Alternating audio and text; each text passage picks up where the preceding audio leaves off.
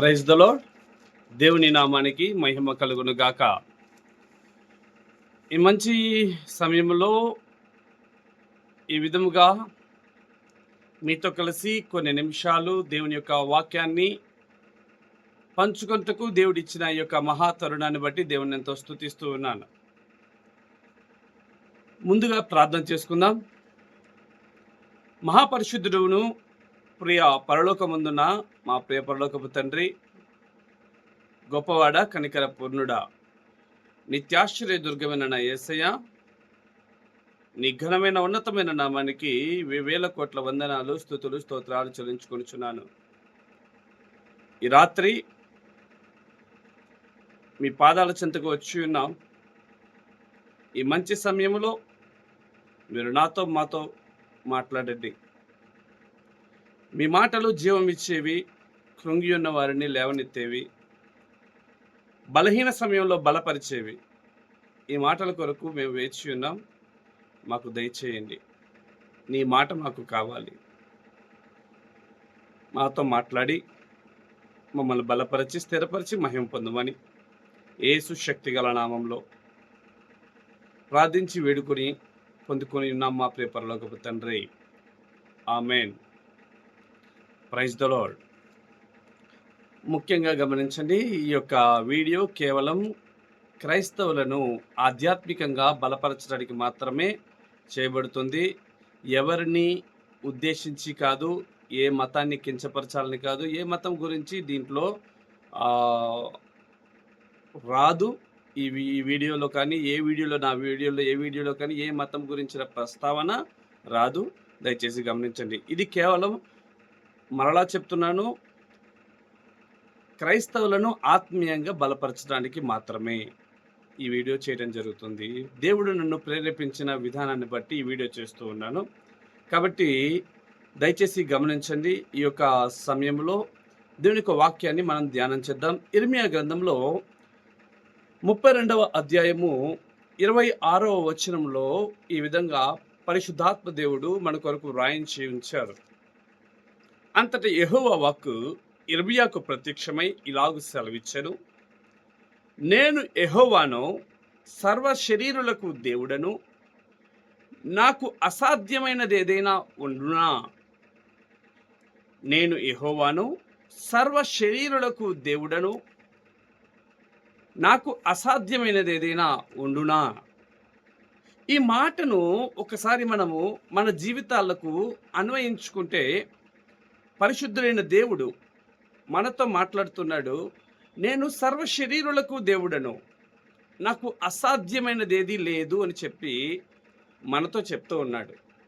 ఈ లోకంలో ఉన్న మన జీవితాల్లో మనకు అనేకమైనవి అసాధ్యంగా ఉన్నాయి. మనకు అనేకమైన విషయాలు, మన వల్ల కాని విషయాలు అసాధ్యంగా కనిపిస్తూ ఉన్నాయి. ఆ అసాధ్యమైన కార్యములను దేవుడు అంటున్నాడు, నాకు ఈ లోకంలో ఏది కూడా అసాధ్యమైనది లేదు. ఎందుకంటే ఆయన ఈ యొక్క సకల సృష్టిని సృష్టించిన సృష్టికర్త అయి ఉన్నాడు. కాబట్టి ఆయనకు అసాధ్యమైనది ఏది లేదు. ఈరోజు మనం అనుభవిస్తున్నటువంటి శ్రమలను, శోధనలను, ఇరుకులను, ఇబ్బందులను చూసి మనం కృంగిపోతూ ఉంటాం. నా ప్రియ దేవుని బిడ్డ, ఈరోజు నీవు అనుభవిస్తున్న శ్రమను చూసి, నా అన్నవారే నన్ను తొలనాడారు, నా అన్నవారు నన్ను దూరం పెట్టారు, నా అనుకున్న వారి దగ్గరికి నేను సహాయం కోసం వెళ్తే వారు కనీసం నన్ను పలకరించలేదు, తల తిప్పుకొని వెళ్ళిపోయారు అని చెప్పి బాధపడుతున్నావా? అధికారుల చుట్టూ తిరిగి ఏ అధికారి నాకు సహాయం చేయలేదని బాధపడుతున్నావా? లేక ఎక్కడి నుండో నాకు సహాయం వస్తుంది, ఆ సహాయం పొందితే నేను ఈ విధంగా ఒక ఉన్నత స్థితిలోనికి వెళ్తాను అని ఒక ఆలోచనతో వాటి కోసం ఎదురు చూస్తూ అది రాలేదని చింతపడుతున్నావా? లేదా నీకున్న అనారోగ్యాన్ని బట్టి, ఆరోగ్య స్థితిని సరిగ్గా లేదు, ఎందుకు ఈ అనారోగ్యం వచ్చింది, నేను అన్ని విషయాల్లో మంచిగా ఉన్నాను, అన్ని రకాలుగా మంచిగా ఉన్నాను, అన్ని రకాలుగా దేవుని యందు భయభక్తులు కలిగి ఉన్నాను, కానీ ఏ యొక్క వ్యసనాలు లేవు, నాకు ఈ అనారోగ్యం ఎందుకు వచ్చిందని బాధపడుతున్నావా? అప్పుల బాధలో కూరుకుపోయానని చెప్పి ఇబ్బంది పడుతున్నావా? ఎటువంటి సమస్యనైనా సరే ఈ రాత్రి దేవుని పాదాల దగ్గర పెట్టు. లేదా ఈ మంచి పగటి కాల సమయంలో కావచ్చు, నువ్వు ఇది చూసే ఈ వీడియో చూసే సమయం పగటి కాల సమయమే కావచ్చు. ఈ మంచి తరుణంలో నీకు దేవుడిచ్చిన ఈ యొక్క మంచి సమయంలో దేవుని పాదాల దగ్గర పెట్టు. ఆయన అంటున్నాడు, నీకున్నది ఎటువంటి సమస్య అయినా సరే దాన్ని తీసివేయగల సమర్థత నా దగ్గర ఉంది. నాకు అసాధ్యమైనది ఏదీ కూడా లేదు అని వాక్యం ద్వారా సెలవిస్తున్నాడు. ఒక వ్యక్తికి బైబిల్ గ్రంథంలో మార్కు రాసిన శుభవార్తను మనము చూసినట్లయితే, మార్కు రాసిన శుభవార్త 9వ అధ్యాయంలో ఒక వ్యక్తి శిష్యుల యొద్దకు వచ్చి తన కుమారుని తీసుకుని వచ్చి, నా కుమారుడికి దయ్యం పట్టి ఉంది, వాడు మూర్ఛిల్లిపోతున్నాడు, అప్పుడప్పుడు చిన్ననాటి నుండి దయ్యం పట్టి మూర్ఛిల్లిపోతున్నాడు, నురగ కక్కుకొని ఎప్పుడు ఎక్కడ నిప్పుల్లో పడతాడో, నీళ్ళల్లో పడతాడో, ఎక్కడ పడతాడో మాకు తెలియట్లేదు, ఏమైనా సహాయం చేయగలరా అని చెప్పేసి వస్తే శిష్యులు వాడి చుట్టూ చేరి ప్రార్థన చేయటం మొదలుపెట్టారు. కానీ ఏమీ మాత్రం కూడా ఆ వ్యక్తి యొక్క ఆ కుర్రవాడి జీవితంలో అనారోగ్య పరిస్థితి ఎక్కడా కూడా కుదుట పడలేదు. అయితే ఆ కుమారుని యొక్క తండ్రి యేసుప్రభు వారిని చూసి యేసుప్రభు వారి దగ్గరికి వచ్చి ఏం జరుగుతుంది అని అడిగితే, యేసుప్రభు వారు, అయ్యా, నా కుమారుని ఈ విధంగా తీసుకుని వచ్చాను నీ దగ్గరకు తీసుకుని వస్తే నీ శిష్యులు ప్రార్థన చేస్తామని చెప్పేసి ప్రార్థన చేశారు, కానీ నా కుమారునికి ఏమాత్రం కుదుట పడలేదు, నాకేం చేయాలో పాలు పోవటం లేదు, నాకేమన్నా నువ్వు సహాయం చేయగలవా అని చెప్పేసి అని అడిగారు. అడిగినప్పుడు యేసుక్రీస్తు ప్రభువారు అన్నారు, నమ్ముట నీ వలనైతే, మార్కు రాసిన శుభవార్త 9వ అధ్యాయము 23వ వచనంలో, అందుకు యేసు, నమ్ముట నీ వలనైతే నమ్మువానికి సమస్తము సాధ్యమే. నమ్మటం నీ వలనైతే నా ద్వారా జరుగుతుందని నమ్మటం నీ వలనైతే నీకు సమస్తము సాధ్యమే, అది నీకు జరుగుతుంది అంటే వెంటనే ఆ చిన్నవాని యొక్క తండ్రి కన్నీరు విడుస్తూ, అయ్యా, నేను నమ్ముతున్నాను, నాకు అపనమ్మకం మరలా రాకుండా సహాయం చెయ్యి, అపనమ్మకం అనేది మరలా నాకు రాకుండా సహాయం చేయమని కన్నీరు విడుచుచు ఆయన పాదాల దగ్గర పెడితే వెంటనే యేసుక్రీస్తు ప్రభువారు, మూగదైన చెవిటి దెయ్యమా, వెంటనే ఈ యొక్క బిడ్డను వదిలిపోమ్మని సెలవీయగా వెంటనే ఆ దెయ్యము అప్పుడే ఆ కుమారుడిని విడిచిపెట్టిపోయింది. అక్కడ ఉన్న వాళ్ళందరూ ఉన్నారు, ఈ కుమారుడు చచ్చిపోయాడు, ఉలుకు పలుకు లేకుండా పడి ఉన్నాడు అన్నారు. కానీ వెంటనే యేసుక్రీస్తు ప్రభువారు చిన్నవాడిని లేపి ఆ తండ్రికి అప్పగించి, నీవు నమ్మావు, నమ్ముట నీ వలనైంది కాబట్టి నీకు అసాధ్యమైనది ఏదీ లేదు. ఈ మంచి పగటి కాల సమయంలో, ఈ రాత్రి కాల సమయంలో, ఈ మంచి సమయంలో పరిశుద్ధుడైన దేవుడు నీతో కూడా చెప్తున్నాడు, నీకు అసాధ్యమైనది ఏదీ లేదు. ఎందుకంటే నీవు నమ్మిన దేవుడు జీవము గల దేవుడు, నీవు నేను ఆరాధించుచున్న దేవుడు సజీవుడైన దేవుడు. ఆయన కేవలం ఒక్క మాట చేత సకల సృష్టిని సృష్టించిన సృష్టికర్త. ఆయనకు అసాధ్యమైనది ఏదీ లేదు. ప్రియ దేవుని బిడ్డ, ఆయనకు అసాధ్యమైనది ఏదీ లేదు. ఆయన ఏదైనా చేయగల, ఎప్పుడైనా సరే ఏదైనా చేయగల సమర్థుడు.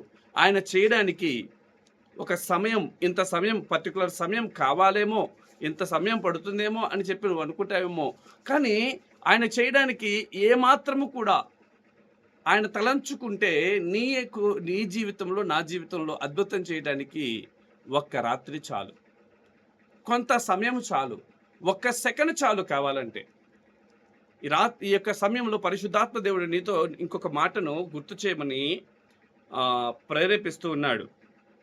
సంఖ్యాకాండము 17వ అధ్యాయము 1 నుండి 8 వచనాలను మనం కనుక ధ్యానం చేసినట్లయితే, ఇక్కడ యెహోవా మోషేకు ఇలాగు సెలవిచ్చెను, నీవు ఇశ్రాయేలీయులతో మాట్లాడి వారి నొద్ద ఒక్కొక్క పితరుల కుటుంబమునకు ఒక్కొక్క కర్రగా, అనగా వారి ప్రధానులందరి వద్ద వారి వారి పితరుల కుటుంబము చొప్పున 12 కర్రలు తీసుకొని ఎవరి కర్ర మీద వారి పేరు వ్రాయుము.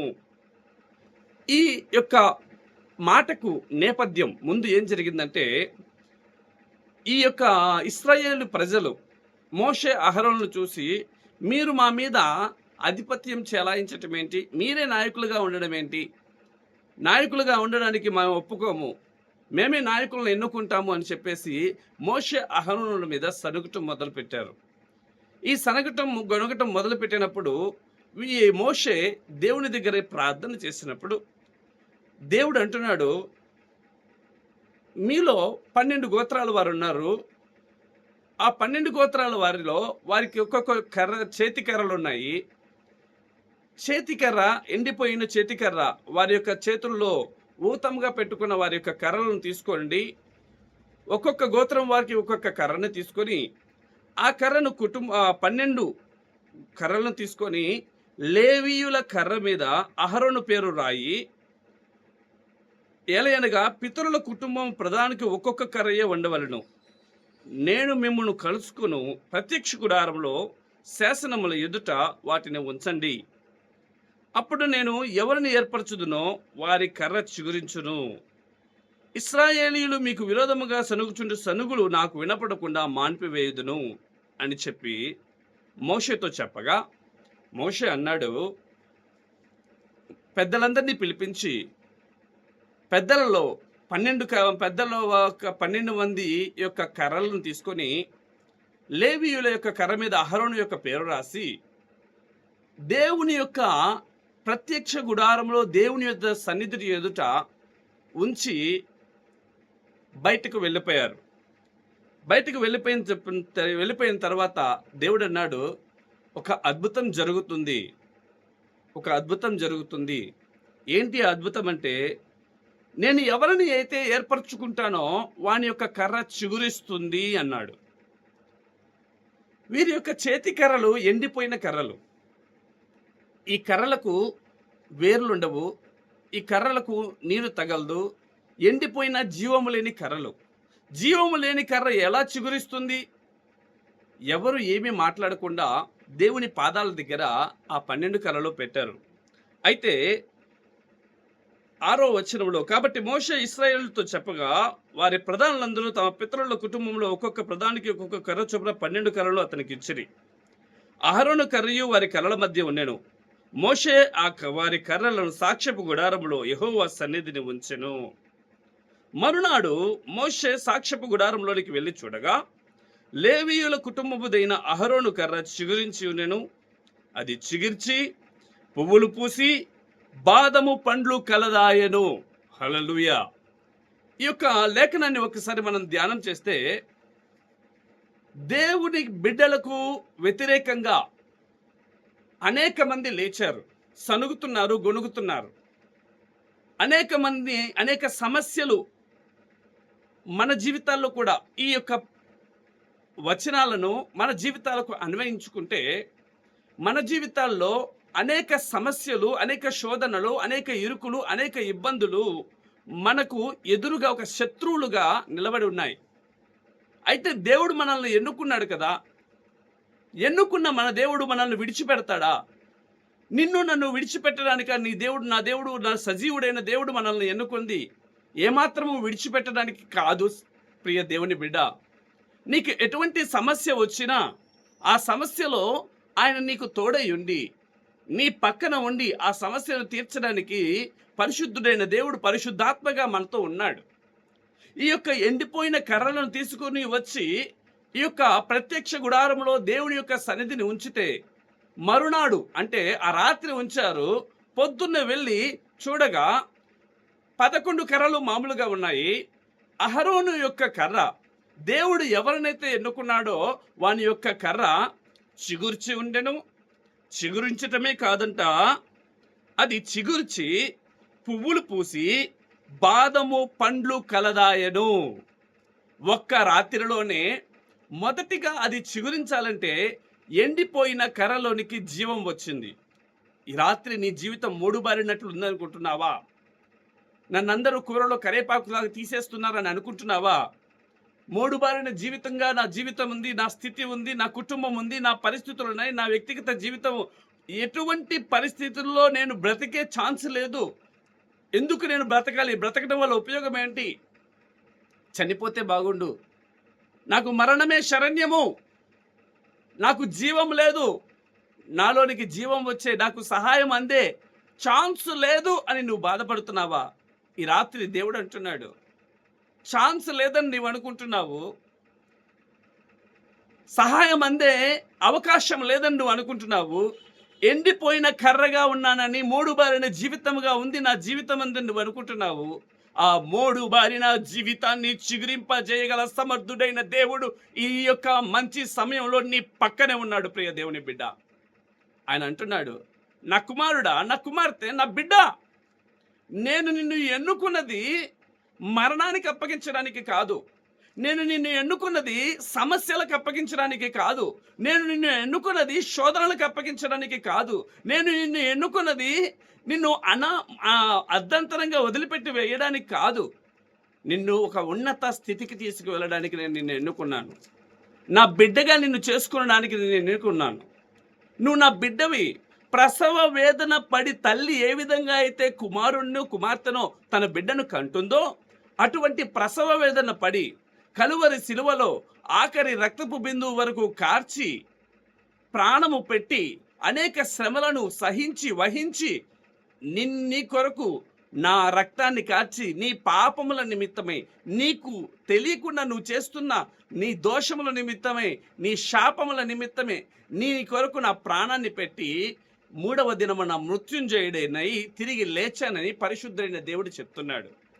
ఆయన కలువరి శిలువలో బలియాగమైంది నిన్ను ఒత్తిగా వదిలిపెట్టడానికి కాదు. అన్ని ఎంతగా ప్రేమించాడో అర్థం చేసుకో. నీ కొరకు ప్రాణం పెట్టేంతగా ప్రేమించిన దేవుడు నీ పక్కన ఉండి అంటున్నాడు, నిన్ను ఒట్టిగా వదిలిపెట్టాను నా కుమార్తె, నిన్ను ఒట్టిగా వదిలిపెట్టను నా కుమారుడా, నా బిడ్డ, నిన్ను ఒట్టిగా వదిలిపెట్టను. నీ సమస్యల్లో నేను నీకు తోడై ఉంటాను. నీ కష్టంలో నేను నీకు తోడై ఉంటాను. ఆ కష్టముల నుండి నేను నిన్ను విడిపిస్తాను. ఎలా విడిపిస్తాడో తెలుసా? కష్టాలను దేవుడు తీసివేయడు, కానీ ఆ కష్టాలను జయించే శక్తినిస్తాడు. నేను అందరిలాగా దేవుడు ఈ శోధన తీసివేస్తాడు, ఈ కష్టం తీసివేస్తాడు, ఈ యొక్క బాధ తీసివేస్తాడు, ఈ యేసు ప్రభువు నమ్ముకుంటే ఇలా వస్తుంది, ఇలా జరుగుతుంది, ఆస్తులు వస్తాయి, అంతస్తులు వస్తాయి అని నేను చెప్పను. కానీ నీకున్న శోధనలో దాన్ని జయించే శక్తినిస్తాడు. నీకున్న బలహీనతను జయించే శక్తినిస్తాడు. నీకున్న అనారోగ్యము తీసివేయగల శక్తినిస్తాడు. తీసివేసి ఆ ఇమ్యూనిటీ పవర్నిచ్చి తీసివేస్తాడు. పరిశుద్ధుడైన దేవుడు ఆయన ఏదైతే నీ పక్షాన చెయ్యాలనుకుంటున్నాడో అది చేసి తీరుతాడు. అవకాశము లేని ఆ కర్రలోనికి జీవాన్ని రప్పించాడు. నీకు అవకాశాలు లేవని చెప్పి బాధపడుతున్న నీలోనికి నీకు జీవమును, ఆ అవకాశం, జీవం అనే ఒక అవకాశాన్ని ఇవ్వడానికి ప్రభువైన యేసు నీ ప్రక్కనే ఉన్నాడు. జీవం ఇచ్చటమే కాదు, అది రాత్రికి రాత్రే చిగురించింది. ఒక మొక్క చిగురించాలంటే టైం పడుతుంది, కానీ అది రాత్రికి రాత్రే చిగురించటం అంటే నీ జీవితం ఒక నూతనత్వంలోనికి మారిపోతుంది. దేవుడు నీ జీవితం గురించి తలంచుకుంటే జీవము రావటమే కాదు, నూతనత్వం నీలో నుండి ప్రారంభమవుతుంది. నూతనమైన చిగురు నీలో నుండి పుడుతుంది. ఆ నూతనమైన చిగురు నీలో నుండి పుట్టడమే కాకుండా పువ్వులు పూస్తాయి. పువ్వులు పూసి ఆ పువ్వులు కాయలుగా మారిపోయాయంట. ఆ కాయలు బాదము పండ్లుగా మారిపోయింది. ఇక్కడ క్లియర్గా వ్రాయబడి ఉంది, పువ్వులు పూసి బాదము పండ్లు కలదాయను. కాయలు కాసి పండ్లు కలదైపోయింది. రాత్రికి రాత్రే చేయగల సమర్థుడు, రాత్రికి రాత్రే చేసిన సమర్థుడు, అద్భుతం చేసిన సమర్థుడు నీ జీవితంలో కూడా ఇది జరగదు అని చెప్పి నువ్వు అనుకుంటున్నా ఆ యొక్క ఏదైతే పని ఉందో, ఇది జరగదు, ఇది నా వల్ల కాదు అని నువ్వు అసాధ్యం అనుకుంటున్నావో, దానిని నీతోనే సుసాధ్యం చేపించి నిన్ను నిలబెట్టడానికి, నిన్ను బలపరచడానికి, నిన్ను స్థిరపరచడానికి, నీ యొక్క జీవితంలో ఒక ఉన్నత స్థితిలోనికి నిన్ను ఎదిగించడానికి, ఒక మంచి ఉద్యోగాన్ని ఇవ్వడానికి, ఒక మంచి పొజిషన్లో నిన్ను ఉంచడానికి ప్రభువైన యేసు ఇష్టపడుతూ ఉన్నారు. ఆయనను నీవు అంగీకరించిన వాడవుగైతే నీవు అంగీకరించిన దానివైతే ఇప్పుడే కళ్ళు మూసుకొని, అయ్యా నేను ఇప్పటి వరకు తప్పుగా ఆలోచించాను, నీకు అసాధ్యమైనది ఏది లేదని చెప్తున్నావు కదా, ఇదిగో నా ముందు ఈ సమస్య ఉంది, నా ముందు ఈ కష్టం ఉంది, నా ముందు ఈ శోధన ఉంది, నా ముందు ఈ ఇరుకు ఉంది, నా ముందు ఈ ఇబ్బంది ఉంది, దయచేసి దీని నుండి నన్ను విడిపించడం కాదు కానీ దీనిని జయించే శక్తిని నాకిచ్చి నన్ను ఈ యొక్క బాటలో, ఈ శ్రమల బాటలో, ఈ శోధన బాటలో, ఈ ఇరుకు బాటలో, ఈ ఇబ్బందుల బాటలో, ఈ సమస్యల బాటలో జయించి దాటే శక్తి నీవు ప్రభువా అని చెప్పేసి అని అడుగు. వాటిని నా వద్ద నుండి తీసివేయని అడగకుండా వాటిని జయించే శక్తి నువ్వు ప్రభువా అని అడుగు. నువ్వు ఇప్పుడు జయిస్తే తర్వాత చిన్న చిన్న శోధనలు వచ్చినప్పుడు నువ్వే జయిస్తావు. దేవుడు నీతో నిన్ను జయిస్తాడు.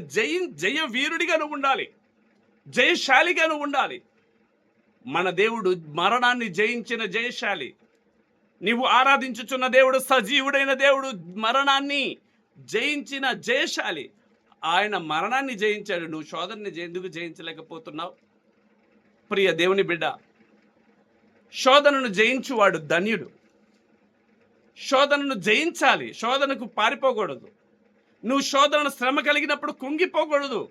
శ్రమ కలిగినప్పుడు నువ్వు కుంగిపోతే చేతకాని వాడు అవుతావు. దేవుడి యొక్క సమయంలో చెప్తున్నాడు, నువ్వు చేతకాని వాడువు కాదు, చేతకాని దానివు కాదు, నీవు నా బిడ్డవి. శ్రమ, శోధన, ఇరుకు, ఇబ్బంది ఏదైనా సరే దాని నుండి నిన్ను విడిపించడానికి, దాటించడానికి నేను సిద్ధంగా ఉన్నాను. నువ్వు నా మీద ఆనుకున్నట్లయితే, నువ్వు నన్ను అంగీకరించినట్లయితే, నన్ను నా పాదాల యొద్దకు వచ్చిన, లేదా నా యొక్క కౌగిల్లోనికి వచ్చిన, నా చేతుల్లోనికి వచ్చిన, నా దగ్గరకు వచ్చినట్లయితే నేను నిన్ను హత్తుకొని, ఎత్తుకొని, ముద్దాడి నీకున్న ఇబ్బందుల నుండి విడిపించడానికి నేను సిద్ధంగా ఉన్నానని పరిశుద్ధుడు ఈ సమయంలో నీకు చెప్తూ ఉన్నాడు. ఆయనకు అసాధ్యమైనది ఏది లేదు. ప్రియ దేవుని బిడ్డ, నా కుమారుడు, నా కుమార్తె, నాకు అసాధ్యమైనది ఏది లేదని నీ వాక్యం ద్వారా దేవుడు సెలవిస్తున్నాడు. ఆయనకు అసాధ్యమైనది ఏది లేదు. ఆయనకి అన్నీ సాధ్యమే. నీకు అసాధ్యం కావచ్చు, డాక్టర్లకు అసాధ్యం కావచ్చు, మనుషులకు అసాధ్యం కావచ్చు, కానీ నీకు సాధ్యం. ఎవరి ద్వారా అంటే క్రీస్తు ద్వారా నీకు సాధ్యం. నీ పంట పండట్లేదు అనుకుంటున్నావు కదా, ఆ పంట పండించడం క్రీస్తు ద్వారా నీకు సాధ్యం. పంటలో ఫలితం రావట్లేదు అంటున్నావు కదా, క్రీస్తు ద్వారా అది జయించటం నీకు సాధ్యం. నీ జాబ్లో ఉన్నత స్థితి రావట్లేదని బాధపడుతున్నావు కదా, క్రీస్తు ద్వారా దాన్ని జయించటం సాధ్యం. క్రీస్తుతో కలిసి, ఆయనతో ఉండి జయించే శక్తి కలిగిన వారిగా మనం మారదాం. అటువంటి గొప్ప కృప దేవుడు మీకు, నాకు, మనందరికీ ఇచ్చునుగాక. ఆమేన్. ప్రార్థన చేద్దాం. పరిశుద్ధుడా, జీవము గల దేవా, ఈ మంచి సమయంలో మీకు అసాధ్యమైనది ఏది లేదని నీ లేఖనం ద్వారా నువ్వు సెలవిస్తూ ఉన్నావు. అవునయ్యా, నీకు అసాధ్యమైనది ఏదీ లేదు. నీకు సమస్తము సాధ్యమే. నీ బిడ్డలమైన మాకు కూడా సమస్తము సాధ్యమే తండ్రి. అసాధ్యమైన దాన్ని సుసాధ్యము చేయగల సమర్థుడా, నీ పాదాల చెంతకు చేరి ప్రార్థన చేస్తున్న మా జీవితాలలో మాకున్న కష్టాలు, శోధనలు, ఇరుకులు, ఇబ్బందులు అనేవి మా జీవితంలో అసాధ్యంగా కనిపిస్తున్నాయి. వాటిని సుసాధ్యం చేసి వాటిని జయించే శక్తిని మాకు దయచేయండి. నడిపించండి, కృప చూపండి. నిన్ను నమ్మి ప్రార్థనలో ఏకీభవిస్తున్న ప్రతి ఒక్క బిడ్డని ఆశీర్వదించండి రాజా. స్తోత్రాలు చెల్లించుకుంటున్నాను. నమ్ముట నీ వలనైతే నమ్మువానికి సమస్తము సాధ్యమే అని చెప్పి నీ లేఖనం ద్వారా సెలవిస్తున్నాయి. నమ్ముతున్నానయ్యా, నీకు అసాధ్యమైనది ఏదీ లేదని చెప్పి నేను నమ్ముతున్నాను. మేము నమ్ముతున్నాము. మా జీవితంలో ఉన్న సమస్యల నుండి, మా బలహీనత నుండి, మా యొక్క అనారోగ్య పరిస్థితుల నుండి, ఆర్థిక ఇబ్బందుల నుండి, ఆధ్యాత్మిక శోధనల నుండి మమ్మల్ని జయించే శక్తి కలిగిన వానిగా చేయండి. మమ్మల్ని జయించే శక్తి కలిగిన వానిగా చేసి మేము మీ ద్వారా గొప్ప జయశాలుగా, జయించే శోధనలను జయించే బిడ్డలుగా మమ్మల్ని మార్చి తీర్చిదిద్ది వర్ధలు చేసి మహిమ పొందమని ఈ ప్రార్థనలో ఏకీవించిన ప్రతి ఒక్క బిడ్డని నిండారుగా ఆశీర్వదించమని యేసు శక్తిగల నామంలో ఆశీర్వదించి ప్రార్థన చేస్తున్నాను నా ప్రియ పరలోకపు తండ్రి. ఆమేన్. Praise the Lord. అందరికీ వందనాలు.